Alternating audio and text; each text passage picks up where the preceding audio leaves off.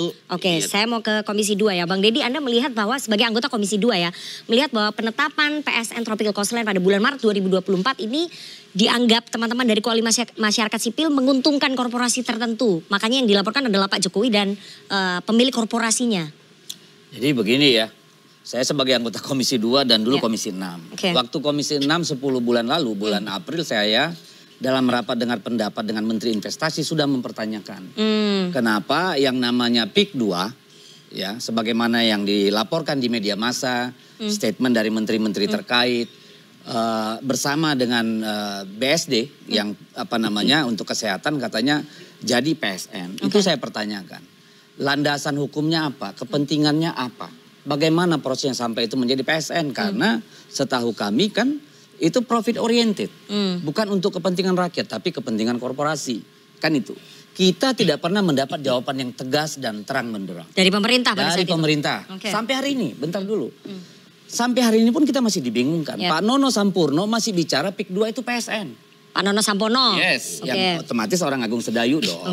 Bung pengacara kita ini ngomong bedakan PSN dengan PIK 2. Sampai hari ini kita masih bingung. Sebenarnya yang dimaksud PSN itu yang mana? Karena yang namanya coastal tourism tadi baru saya dengar nih. Barang ini baru lahir. Gitu. Nah, sekarang soal apa namanya pemagaran laut, soal apa namanya surat siluman.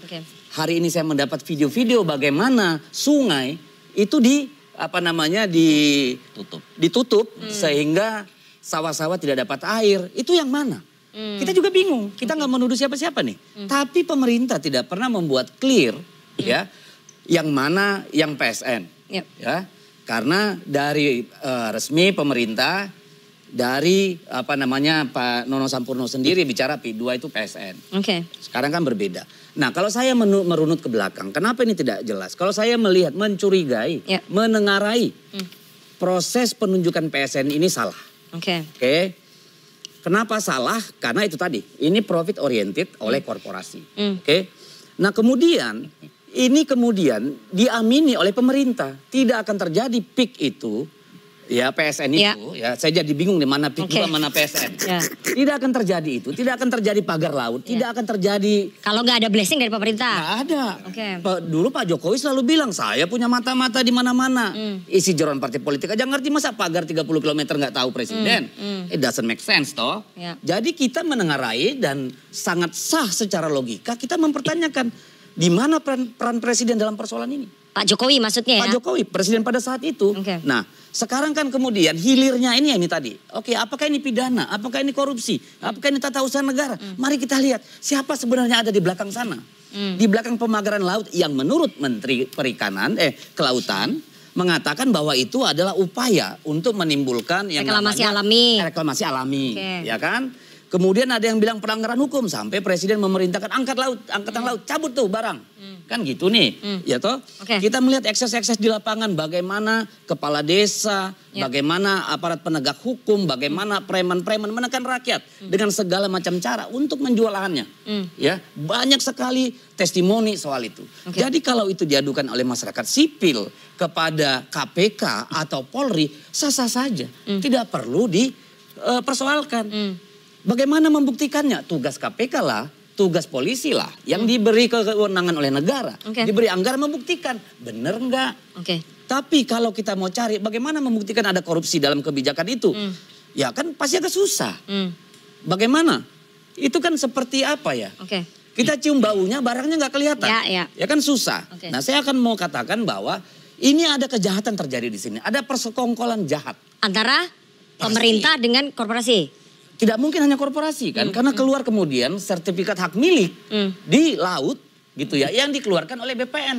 Emang BPN kantor cabang sana tidak kemudian memberikan laporan kepada BPN di provinsi, wilayah, kemudian sampai ke menteri. Kan tidak mungkin juga. Sehingga terjadilah yang namanya sanksi berat. Itu yang saya persoalkan di Komisi 2. Kenapa sanksi berat? Ini kejahatan hukum. Harusnya. Ya, karena apa? Kan ini banyak yang bertestimoni, oh itu dulu akibat abrasi. Loh, peta satelit mengatakan tidak ada abrasi sejak tahun 80-an. Dan kalaupun itu abrasi, Undang-Undang Pokok Agraria tahun 60 pasal 27 huruf B menyatakan hak milik hilang kalau sudah tanahnya musnah. Ya. Kenapa masih ada diterbitkan? Tahun 2022, 2023. Ya. Siapa berkuasa pada saat itu? Kenapa barang ini bisa lolos? Kan ini logika-logika, fakta-fakta yang kemudian menjadi tugas KPK, menjadi tugas Polri untuk kemudian menyelidiki. Karena apa? Ini bertentangan dengan undang-undang regulasi yang ada. Tidak hanya undang-undang pokok agraria, undang-undang KUHP juga. Ya ini pasal 264, ini ancamannya 8 tahun nih. Urusannya ada persoalan hukum di sana. Ada persoalan konstitusional juga di sana. Tanah air dan segala isinya itu sepenuhnya untuk kepentingan rakyat. Katanya ini kok kepentingan korporasi. Itu kedua. Yang ketiga, kalau menurut kita sedang terjadi kekerasan di wilayah sana. Apakah itu oleh PIK 2, apakah oleh PSN, apakah oleh mafia tanah sana, kita nggak tahu. Ya. Nanti biar KPK dan polisi yang buktikan. Baik, saya mau ke Bang Noel. Bang Noel, ada korupsi kebijakan yang dilakukan oleh Pak Jokowi. Ada semacam pembiaran pada saat Pak Jokowi memerintah begitu ya, sehingga menguntungkan korporasi. Sebagai relawan Jokowi mania bagaimana? Itu kan dugaan. Selama itu dugaannya nggak masalah. Kita harus sensitif dengan dugaan, ya nggak apa-apa. Ya namanya dugaan kan pada akhirnya nanti ada sebuah pembuktian melalui mekanisme pengadilan. Tinggal diuji buktinya gitu loh. Tadi kan sudah terkonfirmasi ada PSN, kebetulan wilayah itu memang milik negara. Ya kan tadi sudah terkonfirmasi dengan Muammar. Jadi sampaikan tadi ada memang proyek PIK 2. Nah itu beda, jangan disamakan. Kemudian di situ ada PSN. Swasta yang mengelola, itu kan persoalan lain. Kemudian tadi disampaikan juga ya peruntukannya kan bukan buat perumahan. Di situ ada misalnya tempat kuliner, wisata dan sebagainya. Pasti dampaknya ada resapan tenaga kerja. Nah itu kan bagian program yang akan dilakukan oleh pemerintah. Tuh loh. Lantas kita biarkan rakyat ini miskin, pengangguran. Cuma orang bodoh tuh menurut saya. Tapi ada kekhawatiran korupsi kebijakan yang dilakukan. Nah tinggal kan dibuktikan gitu. Dibuktikan. Saya punya keyakinan ya. Presiden tidak akan melakukan hal itu. Gitu loh. Kemudian kawan-kawan punya dugaan-dugaan silakan aja. Saya tidak terlalu alergi dan presiden kemarin kawan-kawan ketemu di Solo. Presiden juga cuma ketawa-tawa aja kok. Maksudnya saya siapa presiden? Pak Jokowi. Oh iya sorry minta maaf. Ya, mantan presiden. Ya. Menterinya Pak Prabowo loh. Ya, kurang ajar juga loh. Ya itu mantan presiden Pak Jokowi ketawa aja kok saya lagi sih kait-kaitin gitu loh. Ini kan menurut saya aneh ya, tapi ya nggak apa-apa lah, kita percaya aja. Kita percayaan aja ke kawan-kawan masyarakat anti korupsi, kemudian masyarakat sipil. Selama itu dugaan lantas dilaporkan nggak masalah. Mereka punya hak secara konstitusional dalam menyampaikan hak-hak konstitusinya. Laporan itu juga, pengaduan itu hak konstitusi. Nah Pak Jokowi sebagai mantan presiden juga punya hak untuk menyampaikan pandangan dan pendapatnya. Itu juga dilindungi oleh konstitusi. Ya nggak apa-apa, ini bukan negara otoriter. Ini bukan negara diktator. Semua ruang-ruang instrumen yang terkait dengan hukum ya salurkan dong. Misalnya penegak hukumnya ke KPK udah benar. Kemudian ke kepolisian sudah benar. Ke kejaksaan udah benar, gak ada yang salah menurut saya. Kemudian ya misalnya kawan kita nih yang dari Aguan, lawyernya, ya dia punya hak juga menyampaikan pandangannya dengan bukti-bukti yang dimiliki. Tinggal nanti disanggah aja gitu loh. Yang jelas saya yakinkan bahwa Pak Jokowi tidak terlibat. Terkait hal itu, Mas, ya jadi ya kita sama-sama, tapi kan itu hak kawan-kawan lah ya. Saya tidak mau juga terlalu ikut campur karena kita juga ingin bangsa ini ke depan lebih baik kok. Selama motivasinya adalah untuk penegakan hukum, monggo gitu loh. Karena emang ini bukan momen politik, mereka bukan kelompok partisan, jadi nggak apa-apa, silakan tuh bagus. Nggak ada yang bisa kita ini ngelarang kok, itu senang kita. Kawan-kawan, nanti kan mereka punya argumentasi secara hukum dan data. Silakan diadu di pengadilan nanti, gitu loh. Ditambah ya, jujur aja, Pak Presiden saya, Prabowo itu ya punya komitmen dalam penegakan hukum. Beliau dalam hal ini nggak main-main lah. Dan itu kejaksaan, kepolisian pasti ikut arahan Presiden ya sebagai Panglima tertinggi. Beliau tidak main-main dalam proses ini. Kita tahu. Dan Pak Jokowi juga sadar bahwa di pemerintahannya itu ada semacam problem terkait hukum ya yang begitu kurang. Tapi kan fokus kerja beliau kemarin kan itu luar biasa dalam infrastruktur. Tapi menyeret Pak Jokowi dan juga Pak Aguan, ini muatan politisnya kencang nggak menurut Bang Noel? Monyet sakit juga Pak Jokowi disalahin. Itu udah nggak kaget lah Pak Jokowi. Ada bebek lewat ditabrak kok Pak Jokowi disalahin. Udahlah kita nggak kaget. Makanya saya bilang ini momennya soalnya tidak. Yang mengesahkan pada saat itu Pak Jokowi PSN. Ya nggak apa-apa, kan tadi udah disampaikan. Bahwa memang itu ada tanah perhutani, tanah negara. Memang salah rupanya. Gitu. Kemudian ada swasta ingin mengelola. Dampaknya itu ada resapan tenaga kerja. Salah rupanya. Nah ya udah nggak ada yang salah ya? Nggak ada. Kemudian kawan-kawan melaporkan ada dugaan-dugaan loh. Yang mereka sampaikan dugaan. Ya kan dugaan kan bos? Ya dugaan. Dugaan nggak apa-apa. Masa kita harus alergi? Justru apa yang dilakukan kawan-kawan PBHI, Abraham Samad itu kan bagus. Artinya jangan main-main dengan rakyat. Jangan main-main dengan hak yang dimiliki rakyat. Kemarin aja itu ada di Bekasi ibu-ibu punya surat hak milik. Itu ditabrak tuh digusur. Kok kenapa kita diam? Gitu loh. Kalau nggak ada yang salah, kenapa? Atau nggak ada Said Didu di rumah itu? Gitu itu kawan saya loh. Di Bekasi kemarin kan? Iya. Kalau nggak ada yang salah, nggak ada pencabutan sertifikat, Bang Noel. Buktinya Menteri ATR BPN mencabut 50 sertifikat. Dia punya data dong, berarti kan bagus dong. Ya, punya data. Ada yang salah dong. Dan persoalan salah itu kan saya bukan hakim. Kawan-kawan yang nanti Anda kan mengatakan tadi nggak ada yang salah. Ya, Pak Jokowi, ini negara punya tanah perhutani, lantas dikelola. Salah tidak? Dampak dari pengelolaan tanah itu nanti dibikin tempat kuliner, tempat wisata. Dampaknya nanti di sana ada resapan tenaga kerja. Bagus atau tidak? Ya udah itu. Baik, nggak ada yang salah dari Komisi 2. Harus dikelirkan coba dari pengacara ya. Saya kan membayangkan nih lokasi. Kalau yang daerah yang ada mangrove, yang tadi berapa hektar di situ? 1.700. 1.700 yang masih tanah negara toh. Ya. Itu nanti yang namanya PSN di situ ya? Yang PSN di situ. Di situ. Berarti di luar yang area mangrove ini yang sekarang jadi berpolemik ini bukan PSN. Bukan. Proyek PIK itu namanya. Yang proyek PIK. Yang sampean lewat ini yang ada yang HGB dibatalkan itu proyek PIK. Itu proyek PIK. Itu beda lagi. Sekarang bermasalah dengan rakyat ini proyek PIK. Proyek PIK. Berarti proyek PIK yang bermasalah. Proyek PIK itu yang bermasalah karena kan gini, ada namanya isu penggusuran, perampasan, pengancaman. Itu tapi ketika ditanya, itu nggak ada barangnya. Hanya isu gitu loh. Perusahaan PIK ini perusahaan besar, Mbak. TBK dia, terbuka. Kalau misalnya, lawang tanahnya pemerintah aja dibiayai 40 triliun. Tol Balaraja. Kalau itu saya mudah sekali membantahnya. Nah sekarang paham ya. Karena terjadi ya. Dulu juga buka kelapa sawit itu pakai perusahaan cangkang. Itu biasa. Untuk benturan di bawah itu perusahaan nanti barangnya menghilang setelah tugas selesai. Jadi mau cuci tangan juga saya kira kita semua udah sama-sama paham lah gitu loh. Tapi yang saya ingin mau tegaskan bahwa yang dimaksud PSN itu adalah yang masih bermasalah dengan agraria karena masih status tanah negara. Silakan, di luar itu adalah PSN murni. Ya udah bismillah. Ya silakan Bang Sitorus anggota DPR yang terhormat, kemudian Bang Gufron dari Muhammadiyah yang selalu beda ya. Jadi ini kawan-kawan, ini tanah PSN namanya. Tanah PSN itu yang mana? Yang A, B, C, D. Yang warna hijau. Kamera bisa ya? Yang warna hijau. Silakan disorot dulu. Nah di sebelahnya tanah PSN itu adalah proyek PIK. Nah yang ada Menara Syariah, Patung Cina, dan macam-macam itu. Terus kemudian banyaklah Aloha, Pantai Aloha. Nah inilah yang menjadi sumber masalah ketika orang yang tidak paham mana itu tanah PSN. Yang katanya kiai saya, Profesor Dr. Kiai Said Agil Sirot, tanah PSN adalah Ihyaul Mawad. Apa itu? Tanah yang terbengkalai, tanah yang mangkrak, yang selama ini tidak dirawat dengan baik oleh Kementerian Kehutanan. Tanah musnah itu?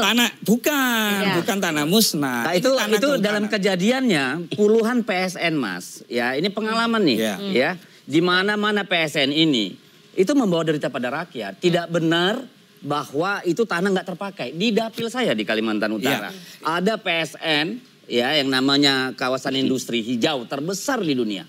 Itu masyarakat NJOP-nya diturunin. Yang nggak setuju itu berkasus dibawa ke kantor polisi segala macam. Itu kita alamin Mas. Jadi kalau Anda mengatakan sakit nanti hati rakyat bahwa yang jadi tanah PSN tanah terbengkalai. Enggak. Bukan begini. Produktif rakyat, kebun sawit, kebun sayur. Begini saya jelaskan dulu. Silakan. Jadi tanah PSN ini saya sudah survei ke lokasinya. Anda di posisinya mengadvokasi? Ya mengadvokasi betul. Jadi sebagian ada berapa hektar itu menjadi petani garap. Untuk garap tambak, garap sawah. Itu pun sama pihak PIK juga mendapatkan kerohiman. Kami punya fotonya, kami punya datanya lengkap semua. Jadi tanah PSN itu bukan tanah merampas dari warga. Jadi itu ada itu tanahnya pemerintah. Itu adalah PIK. Bukan PSN. Bukan, yang di luar itu adalah yang PIK. Nah, yang di luar tanah PSN ini sampai detik ini belum dikerjakan. Dia lahirnya dari Perpres 2024. Nah, kalau tadi Pak Hufron, akhirnya saya tahu, kalau berita hebohnya kan pentolan-pentolan KPK melaporkan, kan gitu judulnya. Padahal masih pengaduan. Yang dilaporkan adalah kebijakan. Kalau Pak Hufron itu tabayun dulu misalnya ke Pemda, ke Pemprov, bagaimana proses Perpres itu bisa lahir, maka tidak akan mengadu ke KPK. Karena prosesnya itu dimulai dari bawah, Mbak. Sehingga terbitlah, kan ada 49 PSN. Ya, yang 14 itu yang baru. Termasuk ada BSD, ada PIK, dan lain-lain itu. Nah, pertanyaan sekarang, kalau ada tanah yang Kementerian Kehutanan misalnya mangrove-nya 91 hektar, itu komitmennya PIK kepada negara, negara kepada PIK yang sebagai pengelola, wajib dijadikan 514 hektar. Baik apa buruk kan itu. Nah yang kedua, PIK tidak boleh membangun perumahan. Di tanah PSN itu PIK nggak boleh membangun perumahan. Sebenarnya membangun apapun nggak boleh, Mas, karena itu hutan lindung statusnya. Betul. Membangun apapun termasuk ekowisata nggak. Bukan, nanti itu harusnya mangrove. Betul Bang Sitorus, nanti itu dirubah regulasinya. Agar apa? Contoh misalnya. Yang merubah regulasi siapa nih? Ya nanti itu pemerintah. Kalau sudah menetapkan itu sebagai PSN. Kan gini, PIK itu yang punya duit nih. Sama yang punya SDM untuk membangun. Yang punya tanah pemerintah. Membangun dalam artian bagaimana tanah itu, tanahnya Yai Said itu bisa memberi manfaat. Termasuk menciptakan lapangan kerja. Kan nggak mungkin hanya tanah itu dibiarkan, mangrove-nya dibiarkan. Terus kemudian contoh Taman Safari. Rencana ini di master plan Bang Sitorus ya. Terus Formula One, itu di sampingnya itu mangrove. Terus kemudian ada kayak polo kuda itu. Terus kemudian ada taman bineka. Di situ juga akan dibangun tempat-tempat gereja, tempat-tempat. Tapi itu berarti menjadi kawasan komersil. Bukan. Ya, komersil dia itu tidak perumahan. kawasan konservasi lagi. Yang tidak boleh dijadikan hak milik. Kalau perumahan kan berarti hak milik, Mbak. Itu gitu loh. Jadi pemahaman inilah yang di awal Pak Said itu nggak paham sehingga menjadi ya begini ini. Karena inputnya salah, pasti outputnya salah. Ketika tidak bisa membedakan apa itu tanah PSN, apa itu tanah proyek PIK. Gitu. Yang bermasalah sertifikatnya itu berarti yang? Begini, kalau begini. Yang PIK kalau kan macam-macam tuh PIK itu. Ada orang misalnya PIK nih, misalnya masuk plotting. Ya, kejadian-kejadian yang saya alami, kebetulan Bang Sitorus, saya membuka layanan aduan. Jika ada tanah yang dirampas, jika ada tanah yang digusur, tidak dibayar, silakan datang ke kantor kami. Kami selesaikan 3 kali 24 jam jika sertifikat ada, ahli waris ada. Lah ya wis jelas toh. Tapi ternyata dari saya membuka itu yang datang orang yang jual tanah. Makanya saya jadi bertanya, kok rakyat dipaksa padahal rakyat itu memang ingin menjual. Gitu. Jadi memang ini keinginan rakyat sendiri. Kita nggak bisa juga bilang bahwa seluruhnya mau jual. Begini, kalau misalnya belum dibayar, saya juga nangani itu. Ternyata kendalanya ahli warisnya menghilang, surat administratifnya belum dipenuhi, kan itu. Karena namanya perusahaan ketika masuk plotting pasti dia butuh Mbak tanah itu, kepingin cepat diselesaikan. Saya mau tunjukkan dulu nih, biar jelas terang benderang nih yang sedang terjadi ini. Silakan ditunjukkan. Itu di daerah mana itu Bang Sitorus? Di Kampung Corong. Oh Kampung Corong. Desa Corong nih. Lihat nih ya, alur sungai itu ditimbun tanah, direklamasi. Corong. Ya.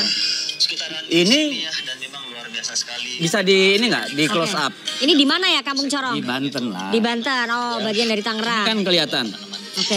Ini semua adalah lahan-lahan sawah produktif. Hari ini Pak Hasyim, utusan Presiden menyatakan bahwa kita mau melindungi Pantura. Ya, itu bukan PIK ya, bukan PIK ya, Saya nggak tahu. Oh iya. Ya, makanya saya ini kan yang harus kita luruskan. Oke, Bang Sitorus begini. Contoh ya, sungai diuruk. Orang bikin konten ini sungai diuruk. Saya cek nih kepada pihak PIK. Itu kenapa kok sungai diuruk? Oh iya Gus, ada miskomunikasi antara supir truk dengan mandor. Mas, tapi ini sudah ribuan hektar loh. Enggak, yang ini loh Bang. Ini loh. Kan tadi kan ada pengurukan itu. Tapi begitu sudah dibersihkan dan menjadi sungai, yang bikin konten sungai diorok tadi nggak bikin konten lagi. Kalau sungainya diberesin, itulah yang menjadi framing-framing sesat. Ini beda lah, ini puluhan kilometer. Baik, artinya laporan hukum ke Pak Aguan dengan Pak Jokowi itu salah alamat. Karena ya salah alamat, dasarnya salah kok. Kalah pinter aja kalau menurut gua. Silakan. Salah alamat Mas itu. Gufron. Salah alamat. Ya saya mau klarifikasi nih Gus. Jadi seolah-olah kami ini yang selalu beda. Bedanya di mana tadi ya? Padahal kami ini kan mewakili masyarakat sipil ya. Ada 10 lembaga loh yang maju. Gak apa-apa. Kita kan sudah melakukan riset, kajian. Dan kita ini kan advokasi bukan soal pagar laut. Dari tahun-tahun yang lalu kita sudah dampingi orang, korban gitu ya macam-macam. Dan sampai hari ini kita masih advokasi di lapangan Gus. Kalau ditanya tidak ada pemerasan, tidak ada pemaksaan, tidak ada perampasan tanah. Kami malah punya data. Bagus, misalnya di desa Muncung. Di desa Muncung, ya itu ada warga-warga yang memang tanah sawahnya duruk begitu saja, tanpa ada proses transaksi jual beli terlebih dahulu. Ketika sawahnya duruk, mau tidak mau pemilik sawah harus bagaimana ini persoalannya? Nah persoalannya bahwa ternyata pihak lurah nih katakanlah, Bu, ini kita nggak bisa bantu apa-apa karena ini PSN. Dia selalu mengatakan PSN. Oh enggak lah, enggak. PSN perurusan ya dari dari PT Agus ini penting ini Pak Ufron. Kalau memang itu datanya ada, mohon didata. Kan saya memang mengadvokasi gitu loh. Saya mencari solusi ya, untuk saya boleh lanjutkan gak ini? Boleh sebentar. Jadi begini, ini bukan persoalan perampasan tanah semata, tapi juga harganya memang sudah ditentukan, tidak ada tawar-menawar. Kalau PIK katakanlah ini bukan bagian dari PSN, oke kita bicaranya adalah swasta dong, kita bicara kesepakatan jual beli. Tidak bisa dipatok harganya Rp50.000 gitu loh per meter. Ini kan sesuatu yang... Sebentar, Pak silakan Pak Monas. Begini ya. Dari Agus Dayu. Karena memang dari awal kita mengikuti perkembangan polemik PIK 2 itu politisasinya itu terlalu kuat. Jadi kita melihat sudah nggak sehat. Padahal kita selama ini jelas bahwa PIK ini adalah perusahaan real estate nasional 40 tahun. Ya karena nggak ada keterbukaan Mas, kalau dari awal dijelaskan kan clear. Nanti Bang Edi kita bisa sampaikan penjelasan dulu. Udah begini kan selama PIK 1 ya dari tahun 2000 berapa banyak kemudian pajak yang sudah disetorkan, lapangan pekerjaan kemudian ada terbuka. Ya kan, kemudian dari PIK 2 ada sekitar 200.000 hari ini orang kemudian bekerja. Pendapatan daerah 50 triliun sudah terakhir disampaikan oleh Pak Nono itu sudah disetorkan kepada negara. Dampaknya itu sudah sedemikian besar. Tapi itu kan Mas tidak sebentar. Enggak gini, itu tidak menghitung kerusakan ekosistem ekologi. Nah, nanti kita masuk ke situ Bang. Nah, ya nanti disampaikan. Artinya apa? Bahwa kita itu jelas punya komitmen bagaimana untuk membangun bangsa sama-sama. Ya kan, bangsa ini kan nggak bisa dibangun antara 1-2 pihak, kerjasama antara pemerintah, pengusaha dan semua masyarakat. Ya, apalagi Pak Prabowo kemudian sudah mentargetkan kemarin untuk membuat pertumbuhan ekonomi 8%. Nah, jangan sampai kemudian ya ini malah mengganggu proses investasi, kan ini yang paling penting. Tapi ini ada proses yang kemudian bermasalah. Contoh misalnya ya, saya melihat, bentar Bang. Oh silakan. Jadi biar kita jelaskan. Pertama, kami melihat misalnya dalam kasus istilahnya HGB, ya, yang kemudian menjadi polemik, ya berkaitan dengan pagar-pagar laut itu politisasinya kuat. Bukti bahwa politisasi kuat apa? Pertama, bahwa pagar-pagar itu ya, pagar-pagar yang kemudian ada di laut itu yang kemudian menjadi polemik, ya itu di framing, dinarasikan dengan istilah HGB pagar laut. HGB-nya siapa? Pertanyaan itu HGB-nya siapa? Kalau HGB-nya pengembang, HGB-nya pengembang itu cuma di Kecamatan Pakuaji. Tahan dan itu hanya ada satu desa. Sebentar. HGB itu menjawab dari situ. Seolah-olah HGB itu kemudian dianggap memiliki 30 km. Itu yang tadi saya bilang. Sudah biasa di negara ini. Untuk meratakan lapangan itu bukan orang yang di belakang. Udahlah kita sama-sama tahu itu ya. HGB itu jelas-jelas dinyatakan oleh Menteri Agraria. Sampai ada kena sanksi.